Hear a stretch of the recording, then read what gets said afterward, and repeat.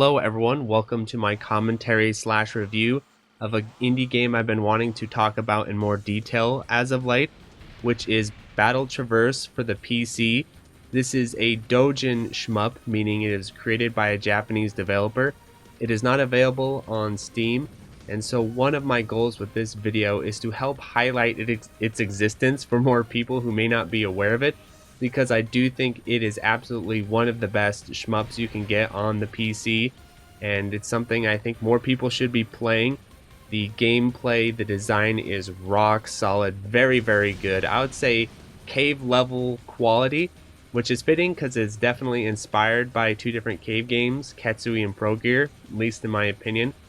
But before getting into all of that, I also wanted to say that as of late, I've noticed when I'm getting comments on my videos and talking to people on Discord and stuff like that, and I'm not trying to call anyone out or anything like that, this is just a trend I'm noticing, is a lot of people ask me a lot, oh, what's the best shmups on Steam? What are the games on Steam I should be buying?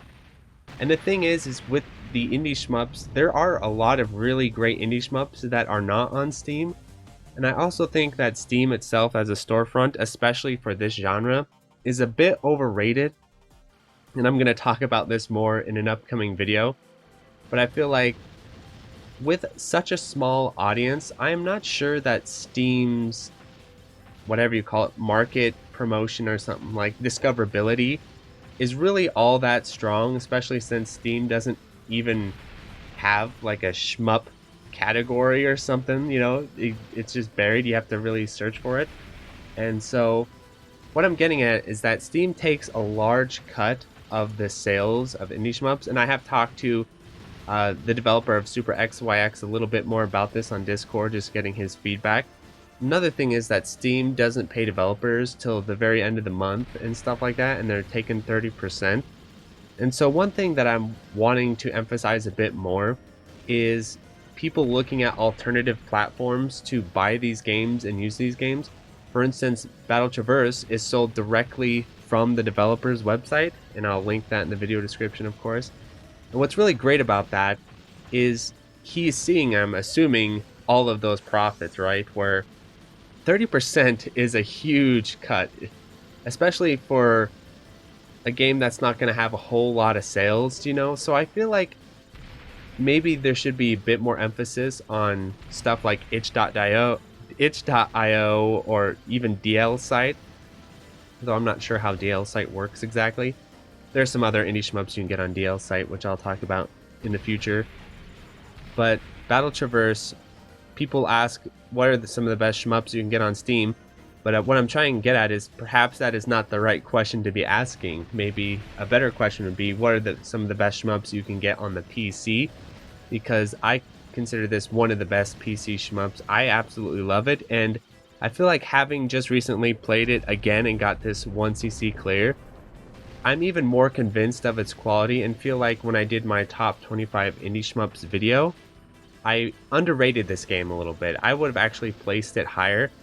I think it is a very underrated game, a true hidden gem, and this point it's almost tragic. The more I'm starting to get into these indie shmups, the more I'm investing my time in them and stuff, the more it kind of breaks my heart a little bit how much work and effort and skill and talent went into games like Battle Traverse, and how little recognition, and I'm assuming how little money they actually bring in compared to, you know, the really popular indie games that come out that I think they're cool and everything, but are they really that much better than stuff like Battle Traverse?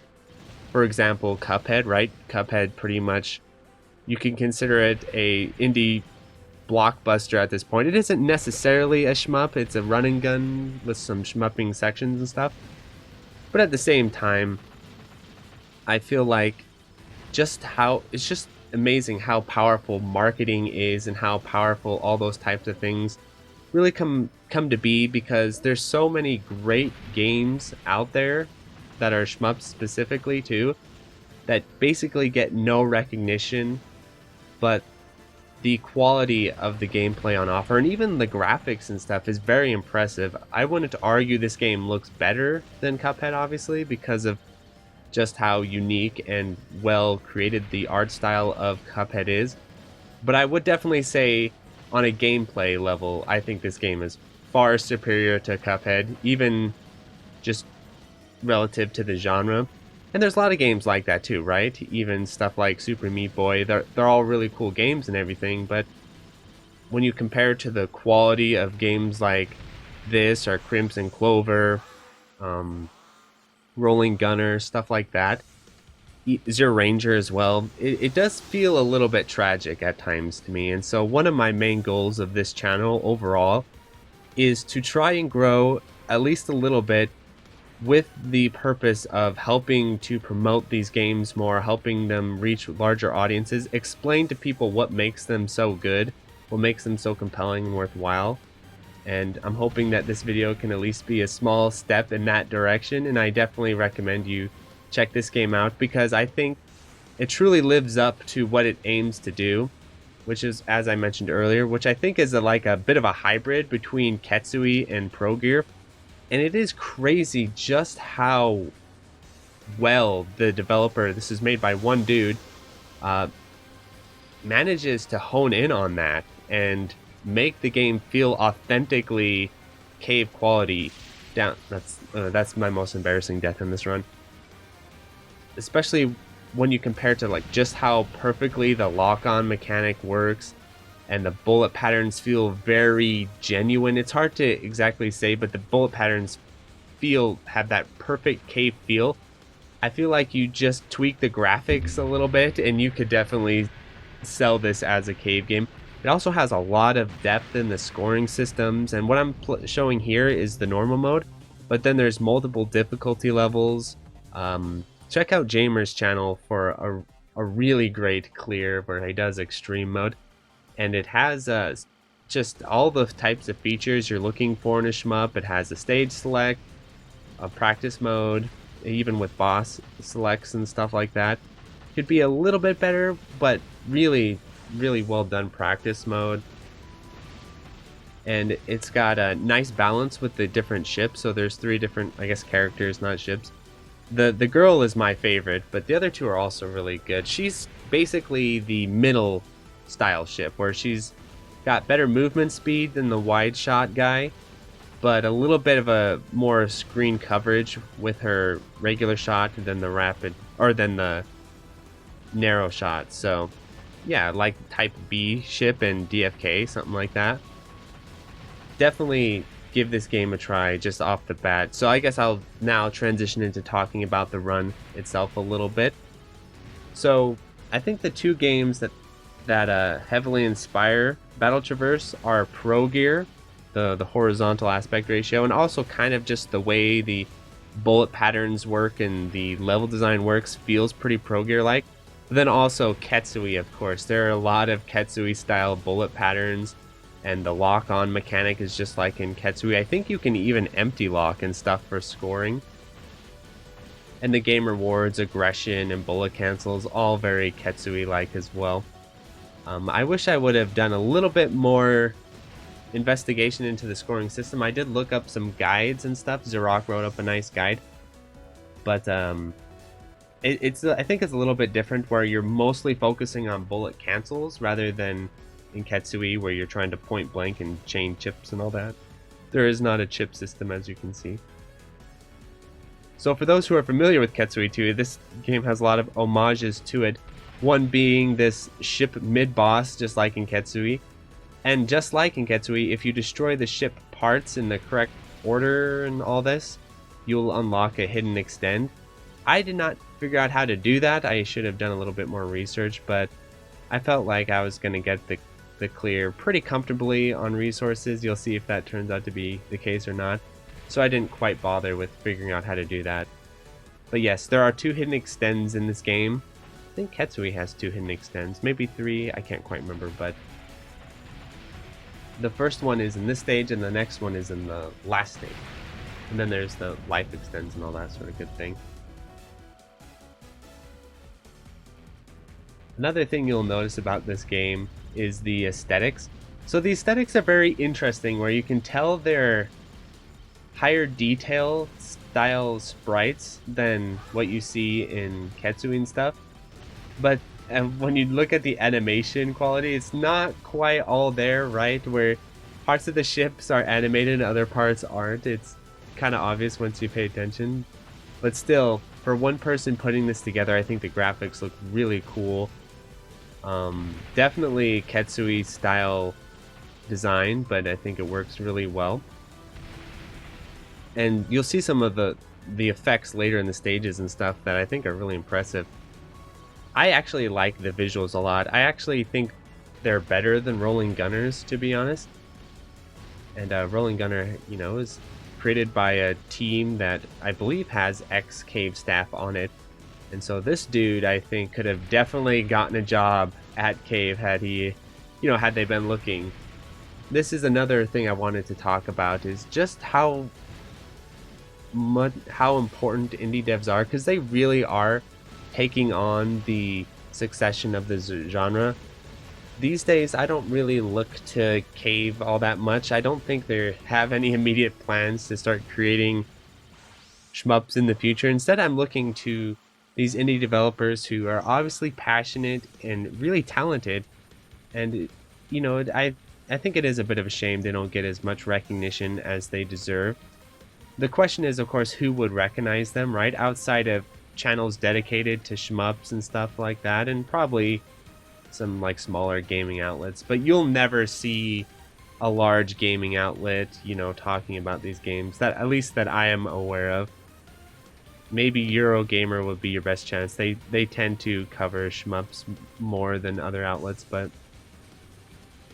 it'd just be weird to think about, especially with all the PS5 stuff coming out and all that. Imagine a gaming press conference or like a Nintendo Direct and they start showing shmup footage. It would be really cool if this game was put on PS4, PS5, or Switch or something like that. I do wonder if that would help the sales numbers. I think the Switch version definitely would. But I kind of feel like even putting it on PS4 would help bring more recognition to the games. Maybe, from what I understand, with each coming console generation, it's getting easier and easier to get indie devs developed games onto these consoles.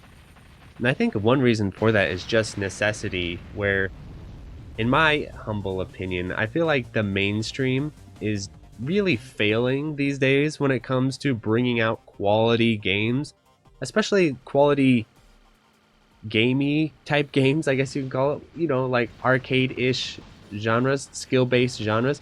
Doesn't even necessarily have to be an arcade game, but skill-based genres and stuff like that, more concentrated forms of gameplay. Everything is basically turning into an RPG in one form or another.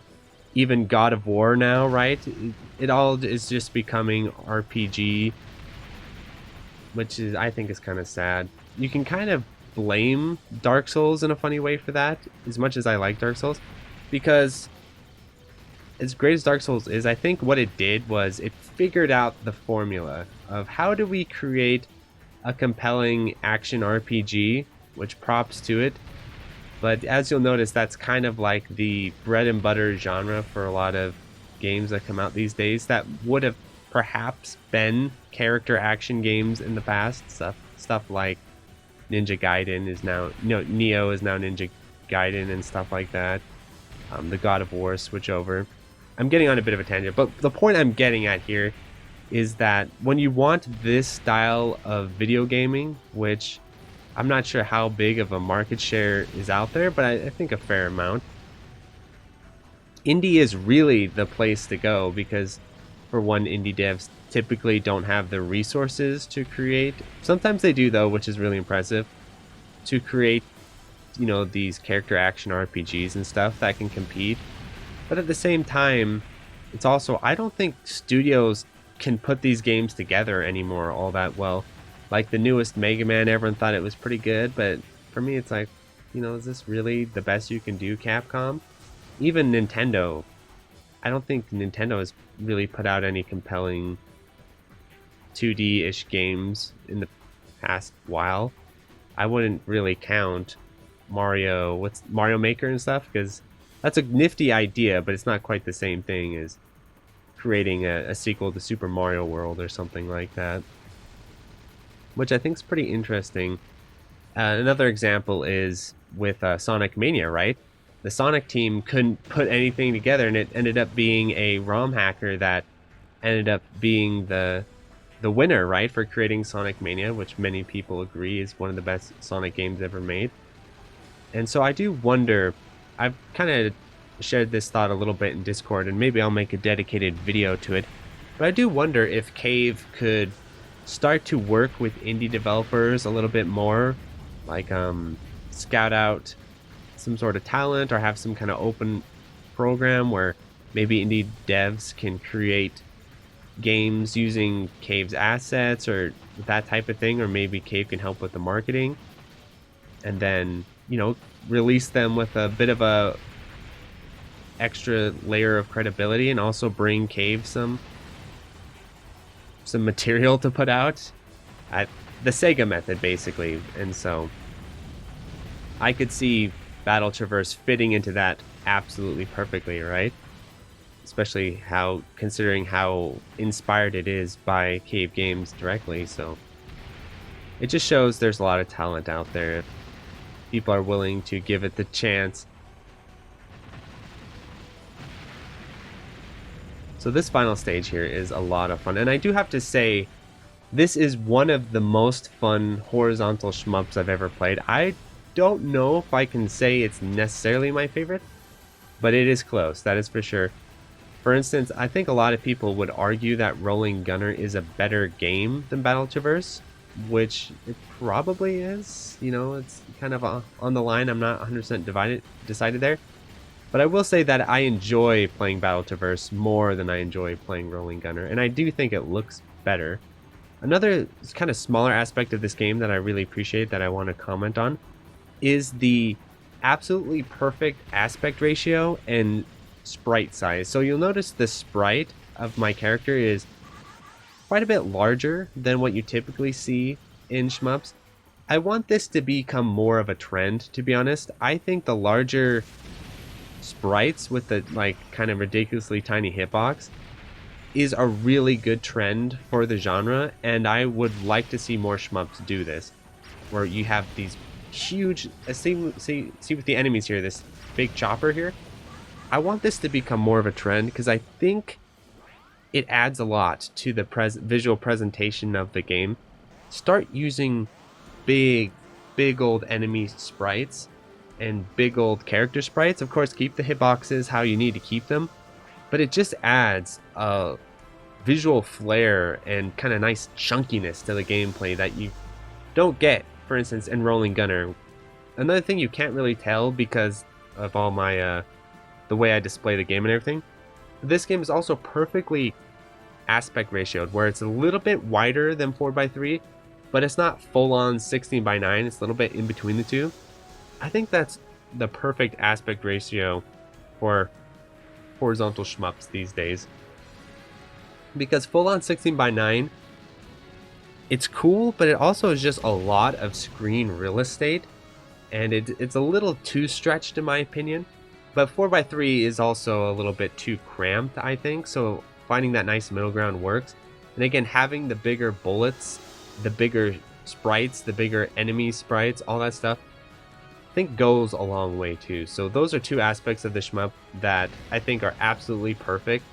And if you're creating an indie developed horizontal shmup, I would take a look at that and definitely give this game a try and look at how it handles the screen aspect ratio and the size of the sprites and the size of the hitboxes and all that, because I like this. Getting chunkier, getting bigger, I think that's the right direction to go.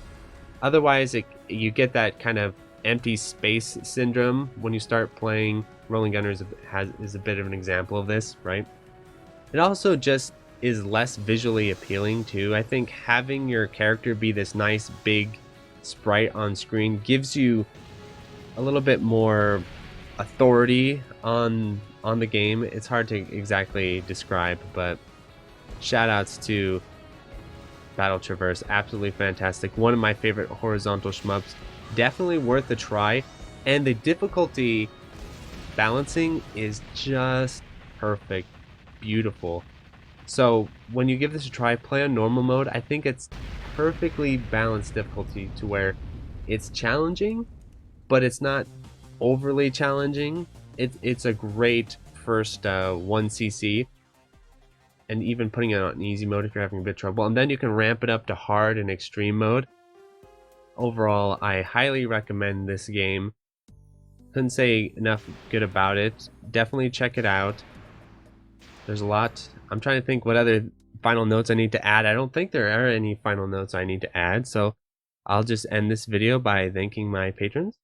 So thank you to Dingo, Andy Capt, Anthony A, Ben Wynn, Corio, Eric H, Full Set, Retro Shmupper, Greg, Gus, Hausu, Kiwi, JBRPG, Joe Angelo, Game Boy Guru, K, Malaise, Mark Toms, Martin Worrell, Maz, Meher Calendrian, Queen Charlene, Nathaniel Davis, and Electron, Okla Kugels, Smacky Factor, Sugumo, Plasmo, and Utakaya.